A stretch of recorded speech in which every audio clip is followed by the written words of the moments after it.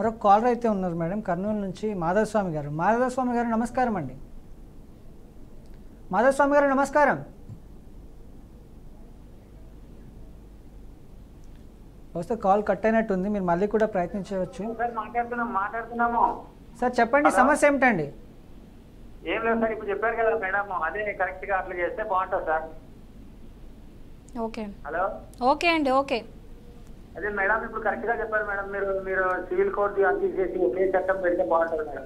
అవునండి, దీనికి ఒకటేనండి, ఇప్పుడు ఏదైతే గవర్నమెంట్ సెంట్రల్ ఉందో ఆ గవర్నమెంట్ మళ్ళీ వస్తేనే జరుగుతుంది. లేదు అపోజిషన్ గవర్నమెంట్ వస్తే జీవితంలో జన్మలో జరగదు. అదే మేడం, వాళ్ళు వచ్చి వీళ్ళు తీసేయడం, వీళ్ళు వస్తే వాళ్ళు తీసేయడం ఉండకూడదు మేడం. ఏదైనా ప్రజలకు సేవ చేసేది ఒకే రూలే ఉండాలి మేడం. అది ఓకే. అవునండి. ఓకే అండి. సరే. ఇది ఎక్కడ రాజకీయంగా వెళ్ళేటట్టుంది. ఇంకా మరొక కాలర్ అయితే ఉన్నారు, వైజాగ్ నుంచి కామేశ్వరరావు గారు. కామేశ్వరరావు గారు నమస్కారం అండి. నమస్తే అండి. చెప్పండి, సమస్య ఏమిటండి? ఇప్పుడు మేడం గారు మాట్లాడుతూ ఏమన్నారంటే బై బర్త్ మతం వస్తుంది, మనకి రిలీజియన్ బై బర్త్ వస్తుంది అన్నారు. నేను అది కరెక్ట్ కాదు. ఎందుకంటే మతం అనేది మత హక్కు అన్నది మన ఫండమెంటల్ రైట్స్ లో ఉంది. సో మన ఇష్టం వచ్చిన మతాన్ని మనం మార్చుకోవచ్చు. It's fundamental right. మనకి బై బర్త్ వచ్చేది ఓన్లీ జాతి, అంటే హిందూ మతంలో కులం, అంతేగాని హిందూ పుట్టినాను కాబట్టి నేను I should not go to other religion అన్నది ఎక్కడా లేదు. ఎందుకంటే మత స్వేచ్ఛ హక్కు అన్నది ఫండమెంటల్ రైట్ రాజ్యాంగంలో. సో బై బర్త్ మతం రాదు, అది నేను చెప్పాలనుకున్నాను అంతే. ఇప్పుడు బై బర్త్ మతం వస్తుంది, ఓకే. ఎవరైనా సరే మతం మార్చుకోవచ్చు. ఈ రెండు స్టేట్మెంట్స్ ఏవైతే ఉన్నాయో అవి నేను యాక్చువల్లీ చెప్పలేదు. సో బై బర్త్ మతం వస్తుంది అండ్ ఎవరైనా సరే ఏ మతంకైనా మార్చుకోవచ్చు. అది రైట్ టు ఫ్రీడమ్, అది నాకు కూడా తెలుసు, ఓకే. సో ఎవరైనా సరే మతం అనేది మార్చుకోవచ్చు. బట్ నేను చెప్పింది అది కాదు. నేనేం చెప్పానంటే ఎవరైనా సరే రెండో పెళ్ళి చేసుకోవడానికి అదే పర్పస్ కోసం మతం మార్చుకుంటే అది తప్పు. నేను చెప్పింది అది. సో క్లారిటీ తెచ్చుకోండి. మతం మార్చుకోవద్దు అని నేను చెప్పలేదు. మతం మార్చుకునే రైట్ ఉంది, రైట్ టు ఫ్రీడమ్ అన్న. బై బర్త్ మతం వస్తుందండి. బై బర్తే మతం వస్తుంది, ఓకే. దాని తర్వాత మీరు ఏ మతంకైనా మార్చుకోవచ్చు ఒకవేళ మార్చుకోవాలనుకుంటే. ఏంటండి? అవునండి, అవునండి, మీరు చెప్పిన ప్రకారమే ఏ మతంలో పుడితే ఆ మతంలో ఉన్నట్టే కదండి.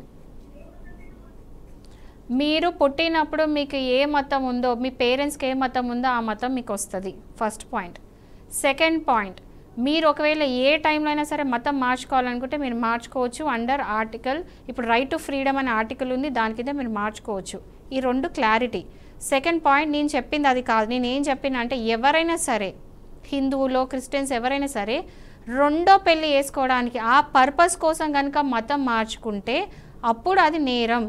ఆ రెండు కూడా ఆ మతము మార్చుకుంటే ఓకే, మతం మార్చుకున్న వాడికి ప్రాబ్లం లేదు. కానీ రెండో పెళ్ళి ఏదైతే ఉందో అది చట్టరీత్యా నేరం, అది వ్యాలిడ్ పెళ్ళి కాదు అని చెప్పా. ఇది క్లారిటీ. ఇప్పుడు బైగమి అనేవి రెండు ఉంటుంది మేడం. ఇప్పుడు రెండు కుటుంబాల పిల్లల భవిష్యత్తు ఎలా ఉంటుంది మేడం ఈ బైగమి ద్వారా? ఇప్పుడు ఫస్ట్ మ్యారేజ్ చేసుకున్న తర్వాత ఫస్ట్ వైఫ్కి పుట్టిన పిల్లలకి ఎలాంటి హక్కులు ఉంటాయో సెకండ్ వైఫ్ చేసుకున్నప్పుడు సెకండ్ వైఫ్ పుట్టే పిల్లలు కూడా అవే హక్కులు ఉంటాయి. వాళ్ళు లెజిటిమేట్ చిల్డ్రన్ అవుతారు.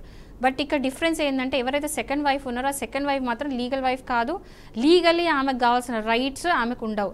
ఎగ్జాంపుల్ మెయింటెనెన్స్, డివోర్స్లు ఇలాంటి ఏవి కూడా అప్లై అవ్వవు. అది ఎవరికైనా సరే ఎక్సెప్ట్ ముస్లిమ్స్కి మాత్రం first second third wife fourth wife వరకు వాళ్ళకి లీగల్ రైట్స్ ఉంటాయి. ముస్లిమ్స్ కాక ఏ మతంకి చెందిన వైఫ్స్కి కూడా సెకండ్ వైఫ్ అనేది లీగల్ రైట్స్ ఉండవు. ఇప్పుడు బాధితురాలు పోలీస్ స్టేషన్కి వెళ్ళి కంప్లైంట్ ఇవ్వలేని పరిస్థితుల్లో ఉంది. ఇప్పుడు డైరెక్ట్గా హైకోర్టులో కేసు వేసుకోవచ్చా? దేనికోసం? బైగమి దీనికోసం? ఇలా లేదండి, అట్లా వేసుకోరా. ఫ్యామిలీ కోర్టుకి వెళ్ళి నేను అదే చెప్తున్నాను, ఏది కూడా అప్లై కాదు, ఓన్లీ డివోర్స్ మాత్రమే తీసుకోగలుగుతారు. సో ఎవరైనా సరే ఇప్పుడు వైఫ్ ఇట్లా ఫస్ట్ హస్బెండ్ కనుక సెకండ్ మ్యారేజ్ చేసుకుంటే మీకున్న రెమెడీ, ఏకైక రెమెడీ ఏంటంటే డివోర్స్ తీసుకోవచ్చు. ఆ డివోర్స్ తీసుకోవాలంటే మీరు వెళ్ళి ఫ్యామిలీ కోర్టులో, హైకోర్టు కాదు ఫ్యామిలీ కోర్టులో కేసు వేయాలి. అది కూడా డివోర్స్కి వేయొచ్చు.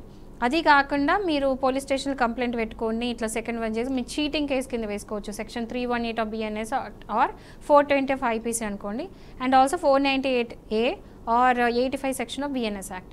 సో ఇప్పుడు సెక్షన్స్ అన్ని మారినాయి, అంటే చట్టాలు మారాయి కదా, పేర్లు బిఎన్ఎస్ యాక్టివ్ అని వచ్చాయి. సో వాటి ప్రకారం మీరు వెళ్ళి వేసుకోవచ్చు. సో ఇక్కడ బేసికల్ మీకు అర్థం కావాలంటే 498 అండ్ చీటింగ్ కేసు 2 వేసుకోవచ్చు.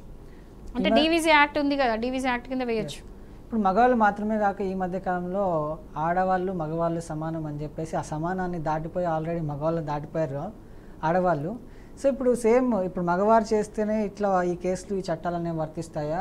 సేమ్ ఇదే బైగమి ఆడవాళ్ళు చేస్తే వాళ్ళకంటూ కూడా ఇదే చట్టాలు వర్తిస్తాయా మేడం? ఎవరికైనా అండి, ఇప్పుడు ఈ విషయంలో మాత్రం జెండర్ బయాస్ లేదు. ఓన్లీ మగవాళ్ళు చేస్తేనే ఇట్లా అని కాదు, ఆడవాళ్ళు చేసిన మగవాళ్ళు చేసిన యాక్ట్ అందరికీ ఈక్వల్గా అప్లై అవుతుంది. ఇక్కడ రైట్ టు ఈక్వాలిటీ మాత్రం గట్టిగా కరెక్ట్గా పనిచేస్తుంది. సో ఎవరైనా సరే వైఫ్ వేసుకోవచ్చు. వైఫ్కి ఎంత హక్కు ఉందో హస్బెండ్ కూడా అంతే హక్కు ఉంది. ఎట్లయితే బైగమి ఉంటే వైఫ్ వెళ్ళి కేసు వేయగలుగుతారో సేమ్ ఈవెన్ హస్బెండ్స్ కూడా ఒకవేళ వైఫ్ కనుక సెకండ్ పెళ్లి చేసుకుంటే వేయొచ్చు. ఇక్కడ జెండర్ బయాస్ లేదు. ఇప్పుడు 498 జస్ట్ ఉమెన్కే వైఫ్స్కే ఉంటుంది అని చెప్తున్నారు కదా, ఈ విషయంలో మాత్రం ఈక్వల్ అందరు వేసుకోవచ్చు. వైఫ్స్ వేసుకోవచ్చు, హస్బెండ్స్ వేసుకోవచ్చు. ఓకే. సో ఫైనల్గా మీరు ఏం చెప్తారు మేడం బాధితులకు కానీ బాధితురాలకు కానీ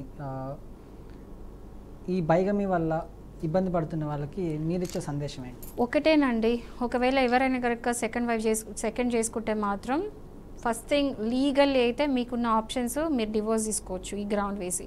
అండ్ ఆల్సో మీరు క్రిమినల్ కేసెస్ వేసుకోవచ్చు, సెక్షన్ 420 అండ్ సెక్షన్ 498 వేయచ్చు.